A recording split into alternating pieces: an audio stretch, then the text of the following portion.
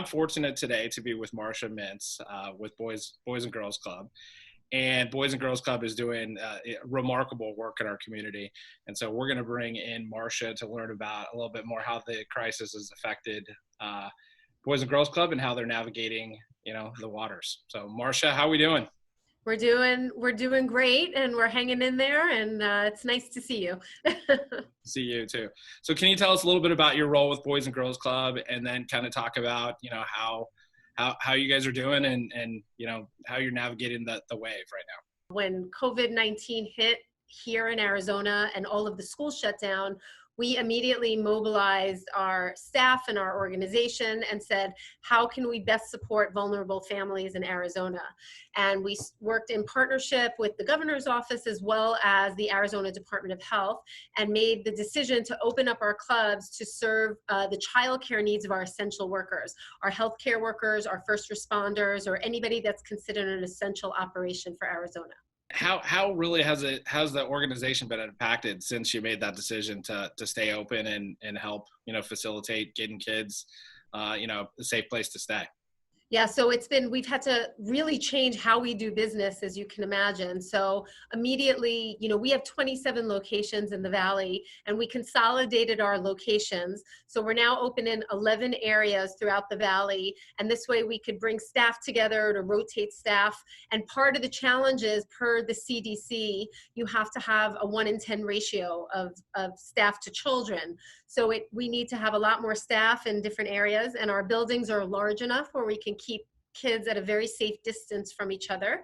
And we also have additional staff who are doing ongoing janitorial sanitation rotations throughout the day. On top of all this, because we serve a lot of vulnerable families, we are serving 2 meals and a snack per day. And I would say the biggest impact for us is, normally we're out of school time. So we're open 2:30 or 3 p.m. to 7 o'clock at night, but we're now being asked to stay open 7 a.m. to 6 p.m.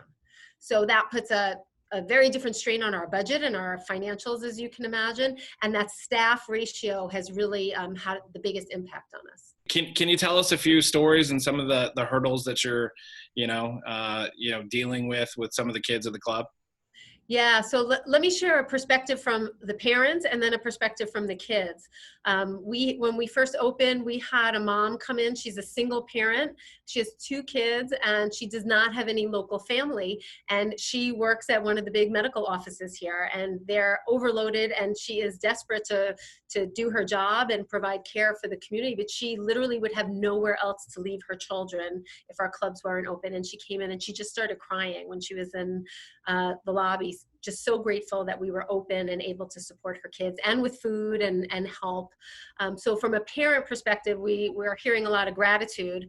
And I will tell you, from a kid's perspective, especially now that we know school's closed for the rest of the year, the other day I went down to a club, and there were 3 kids huddled around a laptop, and they were pressed up against the side of the building. And I said, what are you guys doing here?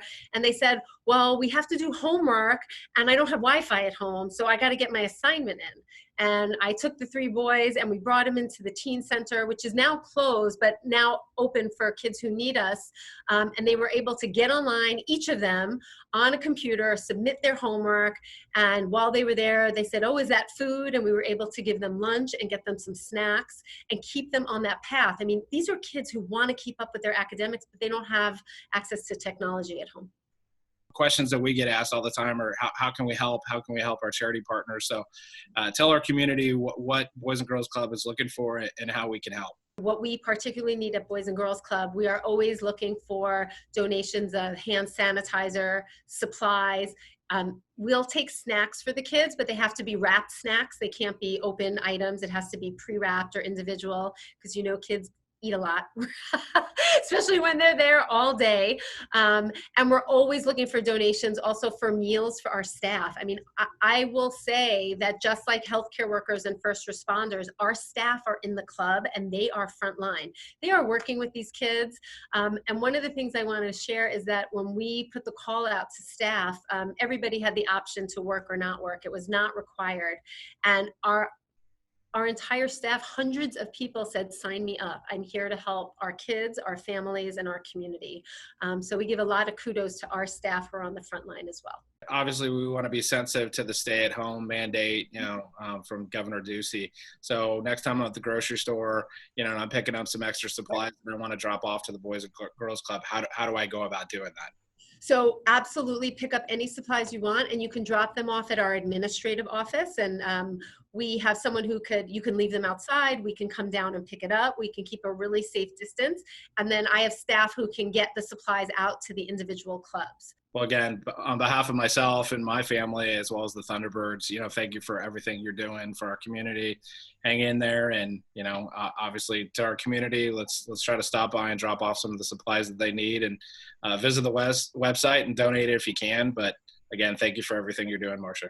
Well, thank you guys. We're doing it together, and that's what's really important. And I would say we're seeing anywhere between 700 to 1,000 kids a day in our clubs, and they know the community cares, because when these things come in, we make these big announcements and everybody cheers. So they know, they're not just there. These kids are really stressed that their parents are on the front line. And not only that, they have to do all their schoolwork on top of it. So they love when they get special treats, but they know the Thunderbirds and the community partners are there for them. We appreciate it so much.